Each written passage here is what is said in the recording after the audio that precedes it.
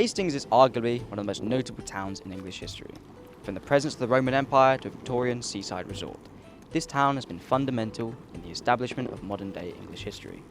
For now, we'll be looking into Hastings during one of the most famous eras in history, the Golden Age of piracy.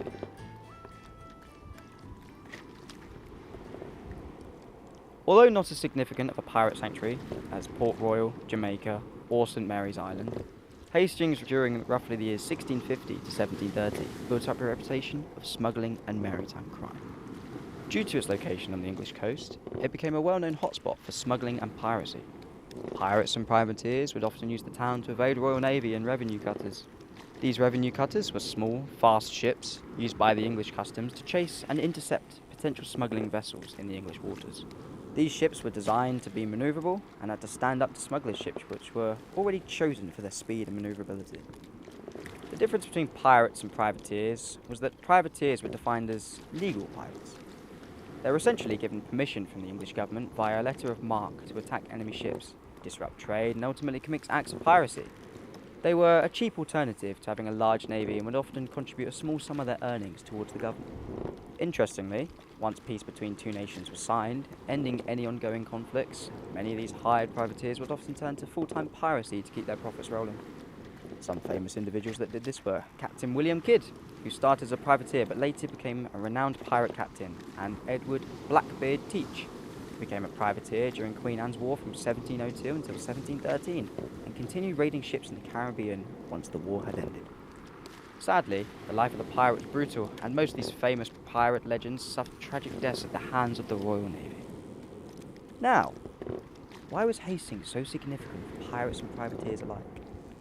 Many of these ex-privateers during their piratical activities built connections with smuggling operations within inside of Hastings. For example, John Rackham and Anne Bonny built ties with Hastings-bound smugglers from operating along southern English waters before their voyage to the Caribbean. Likewise, Blackbeard was reported to have known smugglers that operated along the coast of Sussex. Hastings became popular for storing smuggled goods because of its system of hidden caves and secret tunnels in the nearby cliffs, in what's now known as Hastings Old Town. Some of these tunnels were originally medieval cellars, which were repurposed to store smuggled contraband. The passageways also connected homes, inns, and churches, allowing smugglers to move undetected. Some pubs which were linked to smuggling operations, which are still around today, include the Stag Inn and the Mermaid Inn.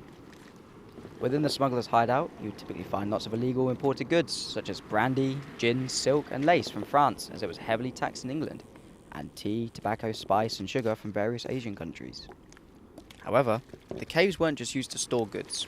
Smugglers would also store equipment such as lanterns, rope, and weapons. And they would also stockpile food and rum, as well as have makeshift beds prepared in case they ever had to lie low from revenue officers. These caves and tunnel systems are available to explore today. St Clement's Caves is home to one of Hastings' main modern attractions, the Smuggler's Adventure.